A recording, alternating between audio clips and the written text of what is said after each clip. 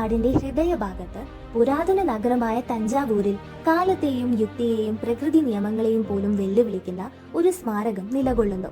1000 വർഷങ്ങൾക്ക് മുമ്പ് നിർമ്മിച്ച ഒരു ക്ഷേത്രം.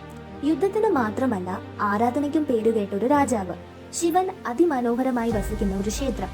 ബൃഹദീശ്വര ക്ഷേത്രത്തിന്റെ കഥയാണിത്. അത് കൈവശം വെച്ചിരിക്കുന്ന വിചിത്രവും പവിത്രവുമായ അത്ഭുതം, വീഴാത്ത ഒരു നിഴൽ. 11ാം നൂറ്റാണ്ടിൽ മഹാനായ രാജരാജ ചോളൻ ഒന്നാമൻ സിംഹാസനത്തിൽ ഇരുന്നപ്പോഴാണ് കഥ ആരംഭിക്കുന്നത്. അദ്ദേഹത്തിന്റെ സാമ്രാജ്യം ദേശങ്ങളിലും സമുദ്രങ്ങളിലും വ്യാപിച്ചു കിടന്നിരുന്നു. പക്ഷേ അദ്ദേഹത്തിന്റെ ഹൃദയം ഒന്നിൽ, ശിവനിൽ സമർപ്പിതമായിരുന്നു. ഒരു ക്ഷേത്രം പണിയണമെന്ന് അദ്ദേഹം സ്വപ്നം കണ്ടു. മഹത്വത്തിനല്ല, മറിച്ചൊരു വഴിപാടായി. ചെറുതല്ല, വളരെ വിശാലവും ദൈവങ്ങൾ പോലും തിരിഞ്ഞു നോക്കുന്ന തരത്തിൽ ദിവ്യവുമായത്.